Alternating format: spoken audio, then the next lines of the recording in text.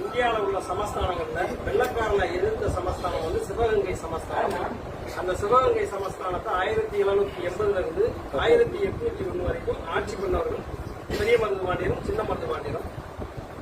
அந்த சின்ன மருதுபாண்டியர் 1801 வெள்ளக்காரன்ட்ட இன்னைக்கு கார்பரேட் சோசியல் ரெஸ்பான்சிபிலிட்டி சொல்ற மாதிரியும், இன்னைக்கு செக்குலரைசேஷன் சொல்ற மாதிரியும், இன்னைக்கு மதச்சார்பின்மை சொல்ற மாதிரியும், சமய சார்பின்மை சொல்ற மாதிரியும் ஒரு ரிட்டர்ன் ப்ரொக்ளமேஷன் கொடுக்குறாரு. நாங்க வாப்பா, இது வந்து என்னோட நாடு, என்னுடைய வளம், என்னுடைய மக்களுக்கு வந்து உங்களோட வரிவுக்கு மட்டும் நீங்க நாட்டை வெளியே கொண்டு ஜாதி கடந்து, மதம் கடந்து, இனம் கடந்து, மொழி கடந்து கேரளாவில் ஆரம்பிச்சு குவாலியர் வரை மராட்டி வரை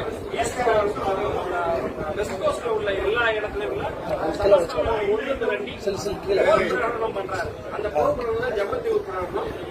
அதனால இவங்க அன்னைக்கு 2 பேரை மட்டும் கொண்டுட்டோம்னா நம்ம இன்னொரு 200 வருஷத்துக்கு இந்தியாவுக்கு வெளியே போக தரல, இல்லைன்னா இப்பவே வெளியே போட்டிருக்கோம் அப்படின்னு சொன்னதுனால சின்ன மருதுபாண்டியர், பெரிய மருதுபாண்டியர் அவர்களுடைய வாரிசு 543 பேரை வந்து திருச்சி அக்டோபர் 24, 1800